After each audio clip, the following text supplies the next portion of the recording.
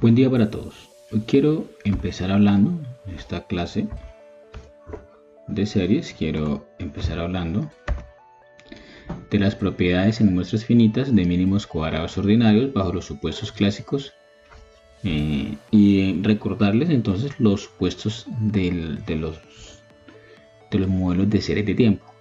El primero de ellos, al igual que el de corte transversal, es el supuesto de linealidad en los parámetros, el cual, como ya se dijo anteriormente, indica que todo proceso estocástico, sabemos que un proceso estocástico es un proceso aleatorio, es decir, es un proceso de series de tiempo que se compone del conjunto de variables de xt1 hasta xtk y de y, debe ser lineales, es decir, todos sus parámetros deben comportarse de manera lineal. El supuesto 2 dice que no hay colinealidad perfecta. ¿Y qué es lo que me indica esto? Que en la muestra no hay variables independientes que sean constantes ni que sean una combinación lineal perfecta de la otra. Esto de nuevo ya lo explicamos antes, pero lo que me indica es que una variable explicativa o independiente no debe tener el mismo valor en este caso para todos los años. Es decir, debe variar, debe cambiar. ¿De acuerdo? Y que una variable no tiene que estar correlacionada de manera perfecta con la otra. Es decir, dos variables no me pueden estar explicando de manera perfecta un comportamiento similar o un fenómeno similar. Y el supuesto número 3 hace referencia a la medida condicional cero, ¿no? Que es el supuesto base y clásico de la econometría, y que me dice que el valor esperado del error dado cualquier valor de x debe de ser igual a 0. Entonces, si se cumplen estos tres primeros supuestos, del supuesto 1 a el supuesto 3, se dice que los estimadores de mínimos cuadrados ordinarios son insesgados condicionales sobre x y por lo tanto también son incondicionales. ¿Qué significa eso? Que mi beta estimado, que el valor esperado de mi beta estimado converge a mi beta poblacional para todo j que va desde 0, 1, 2 hasta acá. Y para demostrar el insesgamiento pues requeríamos la fórmula básica del beta estimado, ¿no? Que me dice que es la sumatoria de y que va de 1 hasta n de x y menos x medio por y menos y medio sobre la sumatoria de x y que va de 1 hasta n de x y menos x medio elevado al cuadrado. Y esto no es más que la covarianza entre x y y sobre la varianza de x. Entonces recurríamos a los dos supuestos clásicos y básicos de la econometría, ¿no? El de medida condicional 0, ¿cierto? Y el del valor esperado de u dado x es igual a 0. Y con base en estas dos ecuaciones, que por propiedades de las sumatorias llegábamos de este lado a este lado y de este lado a este lado, que alcanzamos a demostrar una de ellas y la tarea de ustedes era demostrar la otra, pues llegamos a la conclusión de manera matemática, ¿cierto? Que si los estimadores de series de tiempo cumplen con los tres primeros supuestos, pues se puede decir que el beta estimado converge, ¿cierto?, al beta poblacional más un conjunto de errores, ¿no? Que como ya sabemos, el valor esperado, entonces, que es la misma covarianza entre x y el error, es igual a 0. Ahora sí vamos a ver el supuesto número 4 para empezar a ver todo el tema de las varianzas y demás. Entonces, el supuesto número 4 es el supuesto de homocedasticidad. ¿Qué es lo que me indica? Que la varianza de u dado x, es la misma para cualquier t. Es decir, que la varianza de u dado x debe ser igual a la varianza de u, y eso debe ser igual a la varianza. Quiere decir que la varianza de u, que es sigma cuadrado, no debe depender de x. X no debe afectar la varianza de u. Y si esto ocurre, pues se dice que los errores son homocedásticos. Si mis parámetros no cumplen con ese supuesto, pues se dice que mi modelo tiene errores que son heterocedásticos, y ahí es un problema. El supuesto número 5 es el supuesto de no correlación serial, que me indica que los errores condicionados sobre x, es decir, que los errores dado x para dos periodos distintos, periodo t y periodo s, no deben estar correlacionados. Es decir, que la correlación entre un error o entre el error para el periodo t y el error para el periodo s dado x debe ser 0.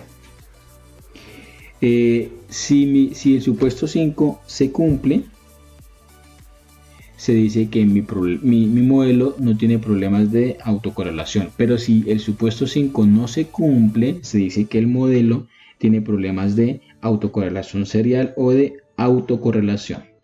Este es un problema propio de las series de tiempo. Entonces, con base en los supuestos del 1 al 5, que son los supuestos de Gauss-Markov para las series de tiempo, se dice que la varianza del beta estimado condicional sobre x es igual a ¿qué? La varianza de beta es igual a la varianza del error, esta es poblacional, sobre la suma total al cuadrado, que esta es la varianza muestral de x, 1 menos el r cuadrado de j. Este r cuadrado de j lo que me indica es la relación lineal entre variables independientes para todo j que va desde 1 hasta acá. Ahorita volvemos sobre este tema para recordar un poco sobre la varianza del el beta estimado. Por lo tanto, dado que esta varianza del error es poblacional, el teorema de estimación insesgada de la varianza del error me dice que bajo los supuestos 1 al 5, el estimador sigma cuadrado estimado será igual a la suma del residuo al cuadrado sobre los grados de libertad. En donde la suma de residuo al cuadrado, pues recordarán que es la sumatoria de i que va de 1 hasta n del error al cuadrado, ¿no? Y los grados de libertad pues son igual a n menos k menos 1, donde n es el número de observaciones, k el número de variables y 1 pues 1. Entonces, si se cumplen estos supuestos, si mis parámetros estimados cumplen los supuestos del 1 al 5, se dice que los estimadores de mínimos cuadrados ordinarios por series de tiempo son los mejores estimadores lineales sin sesgados condicionales sobre x. Quiere decir que son los estimadores Melle. Entonces, ahora sí vamos a recordar un poco lo que es la varianza.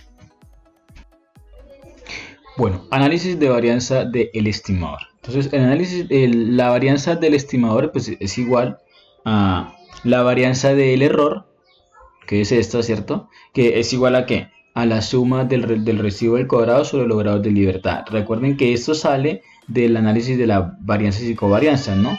En donde la suma del residual al cuadrado pues es igual a la sumatoria de i que va de 1 hasta n del error al cuadrado sobre los grados de libertad, ¿no? Donde n es el número de observaciones, k es el número de variables menos 1. Sobre la variación muestral de x, ¿no? Que es la suma total de x, que sería esta, que también sale en análisis de la varianza y de las covarianzas, que es la sumatoria de i que va de 1 hasta n de x y menos x medio elevado al cuadrado. Eso lo multiplica 1 menos el r cuadrado de j, que es la relación lineal entre las variables independientes.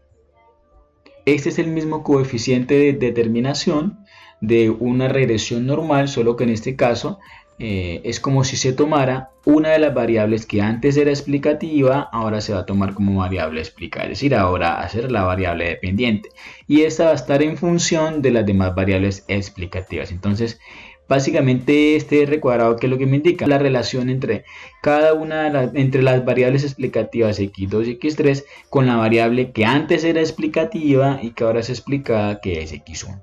Si a este modelo les sacamos de nuevo la bondad de ajuste, como cualquier otro modelo, que es la suma estimada al cuadrado sobre la suma total al cuadrado, pues el r cuadrado de j, en este caso que sería de x1, ¿cierto? Va a tener en cuenta que pues la sumatoria de y que va de 1 hasta n de el x1 estimado menos x medio elevado al cuadrado sobre la sumatoria de y que va de 1 hasta n de x y, que sería el real, ¿cierto? Menos el x medio elevado al cuadrado. Entonces, básicamente este r cuadrado de j lo que me va a indicar es la relación lineal que existe entre variables explicativas. Entonces, ¿cómo analizar esta varianza? ¿Cuál es el objetivo siempre cuando yo estimo un beta? Que la varianza de ese beta sea lo más pequeña posible, porque entre más pequeña sea el beta, o mejor, entre más pequeña sea la varianza del beta, quiere decir que mis estimadores van a ser muchos mejores, porque todos van a estar concentrados alrededor de una media. Si mi varianza es más pequeña, quiere decir que mi estimador es más preciso, y esto se traduce en intervalos de confianza más pequeños, y por lo tanto las pruebas de hipótesis serán más exactas. Caso contrario de que si la varianza es más grande. Entonces, siempre el objetivo va a ser estimar los parámetros con la varianza más pequeña posible. Ahora, cuando veamos los otros supuestos, se van a dar cuenta que uno de los supuestos es varianza mínima, y ese es el objetivo, que sea la varianza más pequeña posible.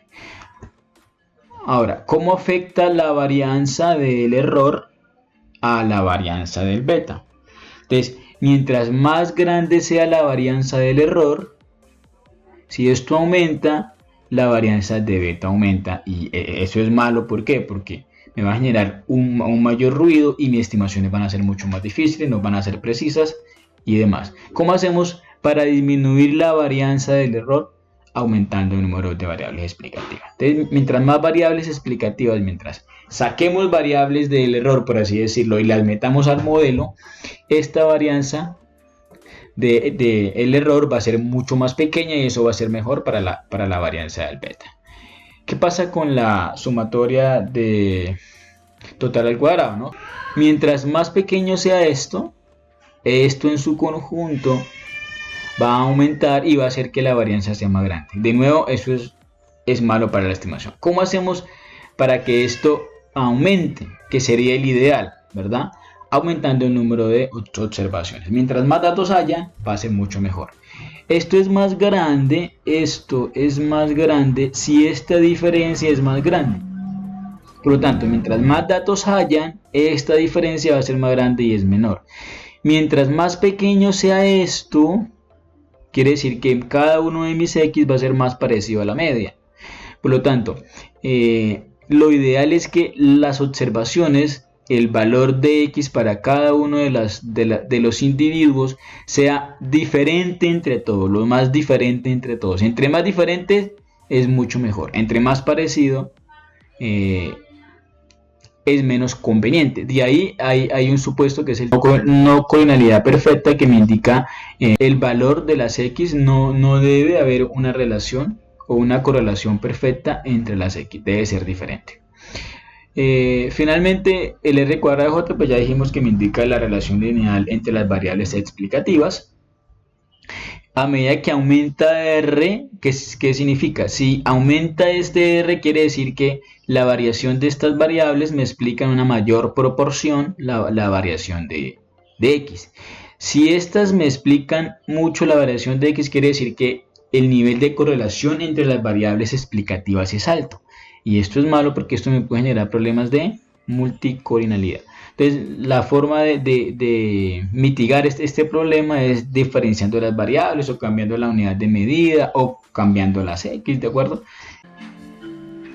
Después de ver todo lo relacionado, o de recordar todo lo relacionado con la varianza del estimado, pues volvemos al tema de los supuestos. Hasta ahora hemos visto que si se cumplen los tres primeros supuestos, se dice que mi beta es un beta que es insesgado, y si se cumple con los siguientes dos supuestos, pues se dice que mi beta es un beta que es MELI, ¿no? Que son los mejores estimadores lineales insesgados. Ahora vamos a hablar de la inferencia estadística, y para eso tenemos que hablar del supuesto de normalidad. ¿Y qué me dice el supuesto de normalidad?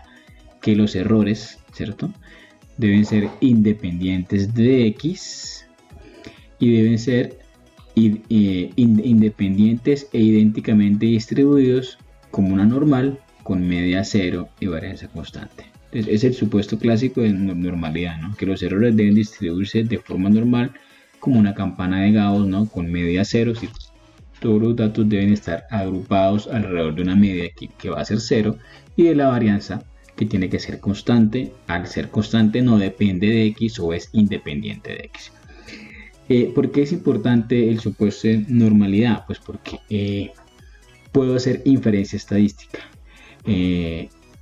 Cuando se cumple el supuesto de normalidad, pues la prueba T es válida para hacer inferencia estadística, es decir, para evaluar las pruebas de hipótesis de mis variables explicativas, y la prueba F también es válida para hacer evaluaciones de hipótesis conjuntas, ¿de acuerdo? Entonces, si se cumplen de los supuestos 1 al 6 bajo los supuestos del modelo clásico lineal, estos 6 se llaman los supuestos del modelo clásico lineal para series de tiempo, los estimadores de mínimos cuadrados ordinarios se distribuyen de forma normal condicionados sobre X. Además, bajo la hipótesis nula, cada estadístico T tiene una distribución T, pruebas individuales de hipótesis, y cada estadístico F tiene una distribución F, pruebas conjuntas o grupales. También es válida la construcción usual de los intervalos de confianza. Después de mirar estos supuestos, vamos a recordar algo de las formas funcionales de las series de tiempo, y esto no es más que los diferentes tipos de modelos que uno puede estimar en la econometría. El modelo nivel-nivel, donde tanto la variable dependiente como la variable independiente están en niveles. Los modelos nivel-log, donde la variable dependiente está en niveles, pero la variable independiente está en logaritmo. Los niveles log-nivel, donde la variable dependiente está en logaritmo y la variable independiente está en niveles, y los modelos log-log, donde tanto la variable dependiente como independiente está en logaritmo. Los logaritmos son muy importantes en las series de tiempo porque hacen análisis porcentuales, y ustedes bien saben que los datos a nivel agregado casi siempre se expresan, o es mucho más conveniente expresarlo en términos porcentuales. Entonces, ahora vamos a recordar un poco el análisis o la forma de analizar cada uno de estos modelos. Buen día. Ahora vamos a ver las distintas unidades de medición que se emplean en los diferentes modelos de regresión que normalmente se encuentra uno en la práctica. Básicamente existen 4 tipos de modelos: los modelos nivel-nivel, los modelos nivel-log, los modelos log-nivel y los modelos log-log. Los modelos nivel-nivel, su variable dependiente va a estar expresada, como lo dice su nombre, en niveles, y la variable independiente también va a estar explicada en niveles, quiere decir que van a estar medidas en sus unidades originales, en años, en pesos, en toneladas, en kilos, en número de policías, qué sé yo, en sus unidades originales. Por eso se dice que se llama nivel-nivel. La interpretación de este tipo de modelos pues es una interpretación básica, normal de cualquier parámetro, en donde decimos que la variación o que el beta me está explicando cómo la variación de X causa o me explica la variación de Y. En este caso vamos a suponer que tenemos el típico modelo o el típico ejemplo del salario de educación, donde el salario está medido en dólares por hora y la educación está medida en años. Si el parámetro estimado me da 0,3 positivo y yo estimo un modelo nivel-nivel, la forma de interpretar este modelo sería que por cada año adicional de la educación está medida en niveles, el salario se me aumenta en 0,3 dólares por hora. Salario está medido también en niveles. El segundo tipo de modelos son los modelos nivel-log. No son muy comunes en la econometría, pero igual se emplean en algunos casos. En este caso la variable dependiente también está expresada en niveles, mientras que la variable independiente está expresada en logaritmo. La forma de interpretar este tipo de modelos consiste en que la variable que está en logaritmo, que es la variable independiente, se analiza como una variación porcentual, es decir, de un 1%, mientras que la variación de Y o de la variable dependiente va a seguir estando en niveles. En este ejemplo puntual, de nuevo, el salario, como está en niveles, va a estar medido en dólares por hora, mientras que la educación, como está en logaritmo, va a estar medida en términos porcentuales. Entonces ya aquí vemos algo nuevo, y es que cuando una variable está acompañada del logaritmo, su interpretación es porcentual. En este caso podríamos decir que la variación de la educación en logaritmos, ¿cuánto es? Entonces la variación en logaritmos, que es una variación porcentual, pues se representa de 1 en 1. Quiere decir que por un aumento de un 1% en la educación o en los años de educación, mi salario aumenta en $0,3 por hora. El tercer tipo de modelos son modelos mucho más comunes también, son los modelos log-nivel. En este caso, la variable dependiente está explicada en logaritmo y la variable explicativa está en niveles.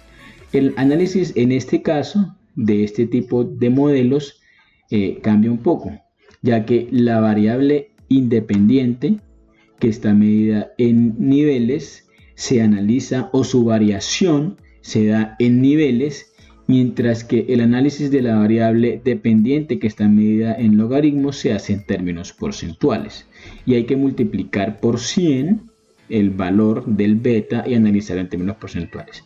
De esta forma, de nuevo volvemos al ejemplo típico. El salario, en este caso como está en logaritmo, va a estar medido en términos porcentuales. La educación, como está medida en niveles, va a estar medida en años. ¿Cómo varía la educación? En niveles.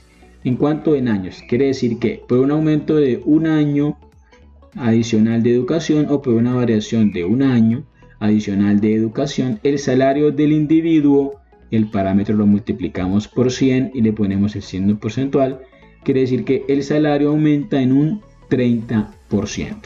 Por un año adicional de educación, el salario aumenta en 30%. Y finalmente tenemos los modelos log-log, que son muy comunes también en la economía, especialmente en las series de tiempo. En estos modelos la variable dependiente está en logaritmo, al igual que la variable independiente. Por lo tanto, la forma de analizar estos modelos me indica cómo la variación porcentual de mi variable explicativa me explica el cambio en la variación porcentual de y. En nuestro ejemplo puntual, el salario estaría expresado en logaritmo, al igual que la educación. Por lo tanto, la forma en que varía el logaritmo de la educación sería en 1%. Por lo tanto, por un aumento del 1% en la educación, mi salario aumenta en, lo dejamos tal cual, 0,3 y le agregamos el porcentaje, 0,3%. De nuevo, por un aumento de un 1% en la educación, el salario aumenta en 0,3%.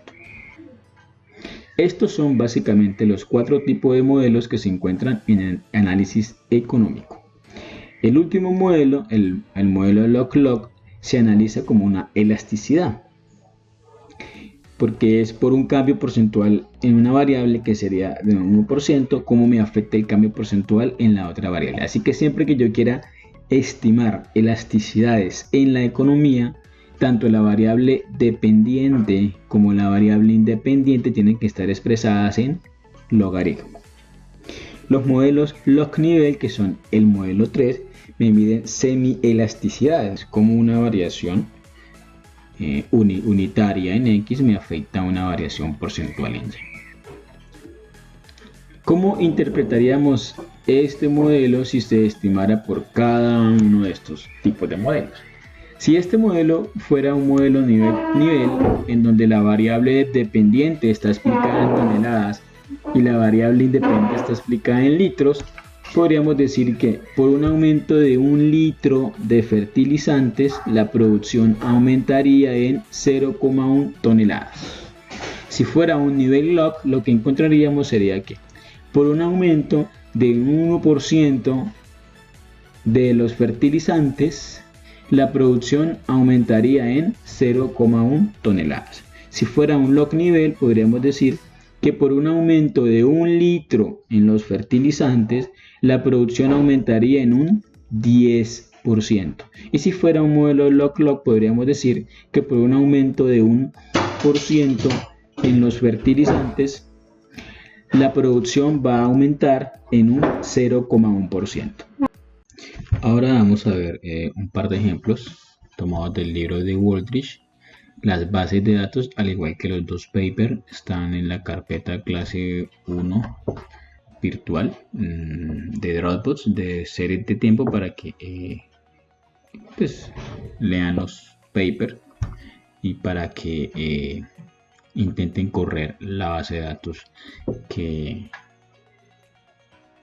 que está ahí, ¿de acuerdo? El primer ejemplo es de un artículo de Castillo, Freeman y Freeman en el 92, quienes utilizan datos sobre la tasa de empleo en Puerto Rico y el salario mínimo. La idea es determinar cómo el salario mínimo de Estados Unidos impacta el empleo en Puerto Rico. Por esta razón, la variable dependiente es la variable PREPOP, ¿cierto? Que es el logaritmo de la tasa de desempleo de Puerto Rico para el año T. La variable MINCO, que mide la importancia del salario mínimo en relación con los salarios promedios, básicamente mide el salario mínimo. Y la variable USGNP, ¿cierto? Que es el Producto Nacional Bruto de Estados Unidos. Ahora vamos a hacer la respectiva estimación, ¿cierto? Hacemos un modelo de regresión múltiple con dos variables, en donde, como ya lo dijimos, la variable dependiente es el logaritmo de la tasa de empleo, LPREPOP, de Puerto Rico, y como variables independientes tenemos el logaritmo de la importancia del salario mínimo y el logaritmo del Producto Interno Bruto, en este caso de los Estados Unidos. Hacemos la estimación respectiva y el modelo sería este. Entonces tenemos un modelo para un total de 38 observaciones y tenemos 38 años. El valor de la prueba F con 2 grados de libertad, con 35 grados de libertad, me dio 34,04, la probabilidad me dio 0,0, lo que me indica que el modelo es globalmente significativo. El R cuadrado y el R cuadrado ajustado me dio 0,66, lo que me indica que la variación del conjunto de mis variables explicativas me explica el 66,05% de la variación, en este caso, de la tasa de empleo. Esta es la tabla NOVA de varianzas y ecovarianzas ya conocida por ustedes. Y ese es el modelo como tal, ¿no? Intervalos de confianza, prueba T, para mirar la significancia del modelo, el error estándar, la probabilidad de la prueba T y el coeficiente. Entonces, ¿qué podemos observar? Primero podemos observar que la variable, el logaritmo del PIC, no es significativa. No es estadísticamente significativa. Quiere decir que no hay evidencia empírica para suponer que el PIB de los Estados Unidos afecta los niveles de producción de Puerto Rico. Pero la variable salario mínimo sí está medida sí es estadísticamente significativa. En este caso, lo que me indica es que, como es log-log, ¿no? Es logaritmo, es un modelo log-log. Por lo tanto, esto me está midiendo una elasticidad, ¿de acuerdo? Esto que me indica que por un aumento de 1% en el salario mínimo de Estados Unidos, el empleo en Puerto Rico tiende a disminuir en 0,15%. Es decir, un mayor salario mínimo disminuye la tasa de empleo. Bueno, ustedes pues pueden incorporarle más variables al modelo, ¿no? Pueden jugar, meter variables, sacar a ver cuál ajusta mejor. Ahora vamos a ver cómo la exención de impuestos personales afecta las tasas de fertilidad. Este es un estudio que hicieron Whittington, Arl y Peter en el 90, quienes quisieron medir cómo estas variables y otras más afectan la tasa de fertilidad. Tasa de fertilidad que está medida por el número de niños nacidos por cada 1000 mujeres en edad de concebir. Es una base de datos que tiene información desde 1913 hasta 1984. De nuevo, la variable P pues será la exención personal de impuestos promedio, y algo interesante de este modelo es que incorpora dos variables binarias o dummies. La primera variable, W2, toma el valor de 1 para los años 1941 a 1945, es decir, durante la Segunda Guerra Mundial o durante el periodo en el que Estados Unidos se involucró en la Segunda Guerra Mundial. La segunda variable, que es PIL, toma el valor de 1 a partir del 63, que es el año en el que sale al mercado la píldora anticonceptiva. Ahora sí, vamos a la estimación del modelo econométrico a través del software Stata. Esta es la base de datos. La base de datos fértil 3.